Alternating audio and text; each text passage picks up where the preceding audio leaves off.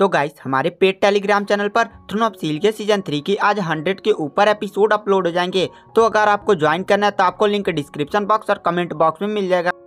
और गाइस उस चैनल में long house and seal divine throne के बहुत ही ज़्यादा करीब है। तो आपको सिंपली लिंक पर क्लिक करना है, फ़ोन नंबर से लॉगिन कर लेना है। फ़ोन नंबर से लॉगिन इसलिए ताकि अगर भविष्य में आप कभी निकल जाएं तो आप आसानी से ज्वाइन हो सके। एपिसोड की स्टार्टिंग में हमें दिखाया जाता है कि जो लॉन्ग हाउचेन होता है वह मायावी गुफा में बैठकर कल्टीवेशन कर रहा था। और इधर हमें दिखाया जाता है इंसानों की सेना की तरफ। इंसानों की सेना और दानवों के सेना के बीच एक काफी ज्यादा भयंकर युद्ध हो रहा था। डेमन की तरफ से अभी कोई पावरफुल डेमन गॉड नहीं आया था, बस लेवल 7 और लेवल 8 के बहुत सारी लगभग करोड़ों सेनाओं के बीच युद्ध हो रहा होता। जो ह्यूमंस थे वह डिफेंस के साथ फाइट कर रहे थे। वो लोग किसी डेमन सिटी पर अटैक नहीं कर रहे थे, बल्कि डेमन ही अटैकिंग मोड पे थे। वो लोग इतनी ज्यादा भारी मात्रा में किसी पर अटैक कर रहे थे कि वहाँ की सेनाओं को एकदम पसीना छूट जा रहा। लेकिन इंसानियत के पास बहुत सारी डिफेंसिव इक्विपमेंट थे, जिसके कारण वो लोग बहुत ही सेफ्टी से अपनी फाइट लड़ रहे थे। उन लोग की हानि बहुत कम हो रही थी। इस युद्ध में सभी टेम्पल शामिल थे। उसके बाद हमें यहाँ से सीन शिफ्ट किया जाता है होली सिटी के ऑक्शन हाउस में, जहाँ पर जो सुरीली होती है वो बहुत सारी कागजात देख रही होती है। होली सिटी का auction house temple of alliance के ही अधीन था, लेकिन ऐसा दिखाया जाता था कि वह फ्री है। लेकिन उस ऑक्शन हाउस के अंडरग्राउंड में बहुत सारे टेम्पल ऑफ अलायंस के वीपन्स रखे जाते थे और युद्ध के समय में ये सारे वीपन्स यहीं से युद्ध के मैदान तक पहुंचाए जा रहे थे। और सुरीली इन्हीं सबका कागजात देख रही होती। तभी सुरीली के कमरे का दरवाजा खुलता है और एक गार्ड अंदर आता है और कहता है, सुरीली जी ये आपके लिए पत्र है। और सुरीली उस पत्र को लेती है और देखते कहती है, यह तो एक फॉरबिडन लेटर है, इसे खोलने के लिए कोई स्पेशल पासवर्ड रखा जाता है। पासवर्ड बोला जाए तभी ये पत्र खुलता है। तब सुरीली सोचने लगती है कि आखिर मुझे पत्र किसने भेजा है। तभी वह सोच में कहती है, मैंने सुना था कि लॉन्ग हाउचेन की 60 किल डेमन मिशन पूरा करके वो लोग वापस आ चुके हैं और अपने अपने टेम्पल ऑफ अलायंस के मंदिरों में भिजवाए जा चुके हैं, जहाँ पर वो अंडरग्राउंड होकर कल्टीवेशन कर रहे हैं। तभी उसे याद आता है और कहती है, ये कमीना सीमा जियान तो नहीं है।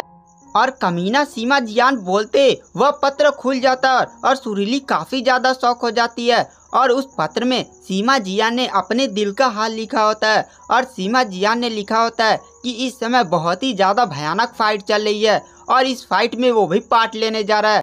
अगर वह जिंदा बचा तो सुरीली से शादी जरूर करेगा। सुरीली के मन में भी सीमा जियान के लिए भावनाएं थी।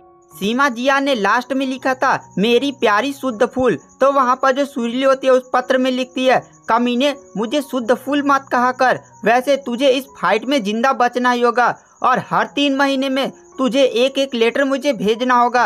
अगर 3 महीने में एक लेटर तेरा मेरे पास नहीं आया तो मैं किसी और से शादी कर लूंगी। और यह सब लिखकर जो सुरीली होती है वह पत्र फिर से सीमा जियान के पास वापस भिजवा देती है।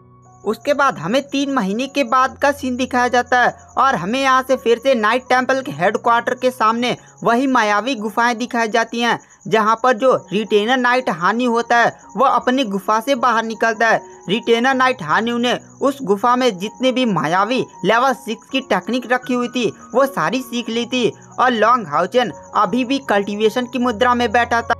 मास्टर यांग हवान और लॉन्ग हाउचेन के दादाजी लॉन्ग लिटियन एक मैजिकल गोले में लॉन्ग हाउचेन की कंडीशन को देख रहे थे। और वो लोग कहते हैं, लॉन्ग हाउचेन की बॉडी से बहुत ही अजीब सा ऑरा निकल रहा है। उसका ऑरा भी कम है लेकिन उसकी पावर कम नहीं हुई है। तभी वहाँ पर जो मास्टर यांग हवान होते हैं वो लॉन्ग हाउचेन को देख कर कहते हैं, अरे लॉन्ग हाउचेन तो गहन ध्यान में चला गया है। गहन ध्यान एक काफी ज्यादा मिस्टीरियस टेक्निक है जिसका उपयोग संत लोग ही किया करते थे। और वहाँ पर जो मास्टर यांग हवान कहते हैं, एडर लॉन्ग लिटियन मुझे इन डेमन्स का कुछ समझ में नहीं आ रहा है। डेमन्स बस अपनी आर्मी भेजे जा रहे हैं और इनकी आर्मी में बहुत सारे लो लेवल के डीमन हैं, पर इनकी संख्या बहुत ही ज्यादा है। इन डेमन आर्मी को कोई भी पावरफुल डेमन गॉड लीड नहीं कर रहा है, बस ये लोग डेमन की आर्मी भेज जा रहे हैं। हम लोग मारते मारते थक जा रहे हैं, इतनी ज्यादा इनकी आर्मी हो गई है, मुझे इन डीमन का समझ में नहीं आ रहा है। तो वहाँ पर लॉन्ग लिटियन कहते हैं, मुझे भी कुछ समझ में नहीं आ रहा है, लेकिन अगर ऐसा ये लोग करते रहें तो इन लोग के पास राशन की कमी हो जाएगी। उसके बाद ऐसे 6 महीने बीत जाते हैं और डेमन्स की हालत इतनी ज़्यादा खराब हो गई है कि जो लो लेवल के डेमन्स उनके पास अब राशन ही नहीं बचे हैं। सारे लो लेवल के डीमंस को बस डेमन गॉड के आदेश के कारण लड़ाया जा रहा है। अब लो लेवल के डीमन की हालत इतनी ज़्यादा खराब हो गई है कि वह युद्ध में बिछे हुई लाशों को ही खा रहे हैं। लाशों, चाहे वह इंसान हो या डेमन, लाशों को खा रही वो अपना जीवन व्यतीत कर रहे हैं। और ऐसे ही 1 साल बीत जाता है और यह लड़ाई कितना ज़्यादा भयंकर रूप ले ली होती कि 1 साल के अंदर ही मानव की लगभग 10% जनसंख्या खत्म हो गई थी और डीमंस की 20% जनसंख्या खत्म हो गई थी। उसके बाद हमें यहाँ से सीन शिफ्ट किया जाता है डेमन पैलेस के अंदर, जहाँ पर डेमन गॉड एम्परर अपने सिंहासन पर बैठा हुआ था और उसके बगल में सेकंड डेमन गॉड बैठा हुआ था। और वह डेमन गॉड एम्परर फेंग शू से कहता है, महामहिम, आप आखिर इंसानों पर छोटे लेवल के डेमन से क्यों अटैक करवा रहे हैं? इंसानों और हमारे बीच में युद्ध होने के कारण इंसानों का खाना अब हमारे पास नहीं आ रहा है और हमारे कबीले में भी अब खाने के लाले पड़ रहे हैं। आखिर आप इंसानों को ख़त्म क्यों नहीं कर देते और इस पूरे कॉन्टिनेंट पर डेमन का राज क्यों नहीं कर देते? आप अपनी शक्तियों को एक ही बार भेजेंगे, एक ही बार में इस पूरे कॉन्टिनेंट से इंसानों का नामो निशानी मिटा दिया जाएगा। तो डेमन गॉड एम्परर कहता है, मैं नहीं चाहता कि इस कॉन्टिनेंट से इंसान खत्म हो जाए। तो वहाँ पर सेकंड डेमन गॉड कहता है, पर महामहिम, आप ऐसा क्यों नहीं चाहते हैं? तो वहाँ पर डेमन गॉड एम्परर फेंग शू सेकंड डेमन गॉड एम्परर को घूरते हुए देखता है और कहता है, चलो तुम मेरे काफ़ी ज़्यादा विश्वास पात्र बन चुके, तो तुम्हें मैं वह रीज़न बता देता हूँ। मेरे पूर्वज जो डेमन गॉड एम्परर थे, उन्होंने डेमन गॉड एम्परर बनने वाले को हर एक को आदेश दिया, इस कॉन्टिनेंट से इंसानों को पूरी तरह से ख़त्म ना करे, बस उनके पावर को कम करे। तो सेकंड डेमन गॉड एम्परर कहता है, क्या?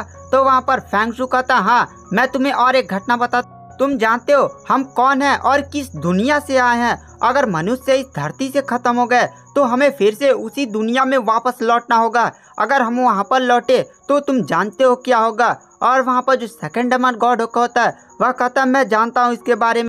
तो डेमन गॉड एम्परर फेंग शू कहता है कि हमें इंसानियत को मारना नहीं है, बस उसे कमज़ोर करना है। अगर इस कॉन्टिनेंट से पूरी इंसानियत ख़त्म हो गई तो तुम जानते हो हम अनाज नहीं उगा सकते।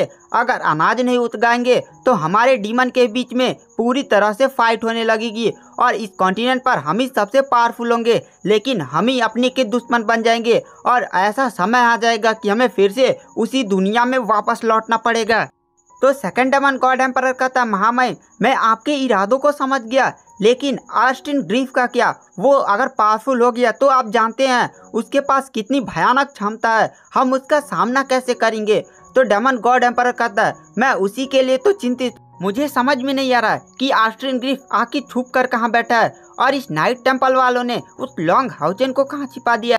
मुझे अभी भी विश्वास नहीं है कि उस लॉन्ग हाउचेन के पास ऑस्टिन ग्रीफ है और ऑस्टिन ग्रीफ उसका बेस्ट पार्टनर है। तो वहाँ पर सेकंड डेमन गॉड एम्परर कहता है, हमें भी कुछ भी पता नहीं है, वो नाइट टेम्पल वाले उस लॉन्ग हाउचेन को देने को तैयार ही नहीं है, वो लोग हमसे युद्ध करना चाहते हैं, करते रहें युद्ध, देखते हैं कब तक युद्ध चलता रहता है, इंसानियत का इसमें खतरा है। वैसे भी हमारी जनसंख्या इस समय काफ़ी ज़्यादा हो गई थी, थोड़ा कम करने की भी ज़रूरत थी। तो वहाँ पर डेमन गॉड एम्परर कहता, हाँ, डेमन गॉड एम्परर का, वैसे तुम चिंता मत करो, मेरा भाई सेकंड डेमन गॉड एम्परर अपने गुप्त अभ्यास को खत्म कर वह वापस आ रहा है। वह अपनी पावर्स का यूज करके एक बहुत ही बड़ी भविष्यवाणी करने वाला है और यह भविष्यवाणी उसने बहुत ही ज़्यादा मेहनत से कमाई है। उसने यह गुप्त वनवास इसीलिए किया था और वह ऑस्टिन ग्रीफ के बारे में भी हमें बहुत सारी चीज़ें बताएगा। तभी वहाँ पर सेकंड डेमन गॉड आ जाता है और वहाँ पर डेमन गॉड एम्परर कहता है, आ जाओ, तुम्हारा स्वागत। और आखिर सेकंड डेमन गॉड एम्परर कौन सा भविष्यवाणी करने वाला है और वह क्या ऑस्टिन ग्रीफ की सही लोकेशन और ऑस्टिन ग्रीफ को कैसे मारना यह बता पाएगा या नहीं, यह सब जानने के लिए आपको नेक्स्ट एपिसोड का वेट करना पड़ेगा। Thank you.